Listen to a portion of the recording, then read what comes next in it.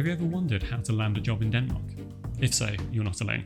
Securing a good job is a big step towards settling in the country, but often it can seem impossible.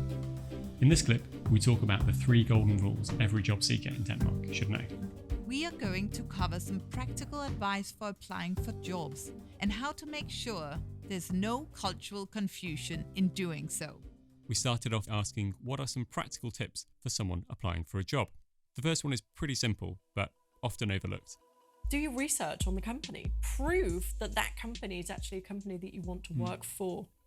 If you don't do your research, you're not going to gain employment. And research is really in terms of finding a little bit out about the company and making sure that when you're sending an application, you're not sending a copy-paste. I've had one of my friends recently, a VP of one of the big Danish companies here, say to me recently that she hired somebody that had 0 experience in the field that she was hiring for, but her personality shone through in the application. And she had a little tagline on her CV. It was something along the lines of, if I can't do it, it's because I've not learned it yet. So it was indicating that, I'm not saying that I can do everything, but I'm willing to learn. And she said that the HR manager said no, but the VP said, no, I want to see her. She sounds interesting. Hobbies and interests, you need to have that in there. That shows a personal aspect, personal side of who you are, and also more importantly, what you do outside of work. Because if you all work, then at some point, you're potentially going to go down with stress, or you're going to feel overwhelmed, overworked. So it's about showing that you have the means to stop that happening because you know yourself or because you have outside interests. So the more interests you have, the better. I have a friend that sent me his application recently for review. Took a look at it, loved it. What he'd written on his hobbies and interests, that he enjoyed baking, enjoyed working out as well, because he needed to wear off the effects of baking a lot. Yep. And then in his CV, it actually wrote, but don't worry, I like to actually bring in my cookies and creations into the office, and I look forward to sharing with you soon. He was hired for the first job he went for. Yeah. Obviously. Yeah.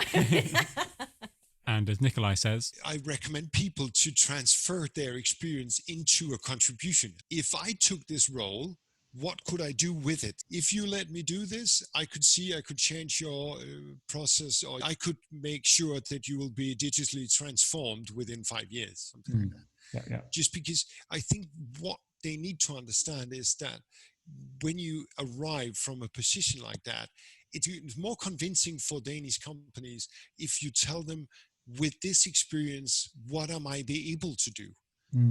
And that would be a better approach, instead of saying, okay, now I apply for a job and now I've had 100 unsuccessful applications. So regarding the stay part of the golden rules, Kerry-Ann believes it's only a good thing to say that you're learning Danish, and even that you enjoy spending time with your Danish partner. I think it's really important to say that you're learning Danish. I've had employees who did not bother with Danish because they thought it was too difficult. And that's a real issue. You need people who want to embrace the place they're in. It also shows something about an openness and an attitude. And I think it's also a matter of understanding culture, because you learn culture through a language. And just like you as an employer should be open to other cultures and try to remember that you are shaped by your own culture, and therefore you need to try to be especially open-minded to create an inclusive environment. You also want employees who approach it that way. Try to understand where they are, try to embrace the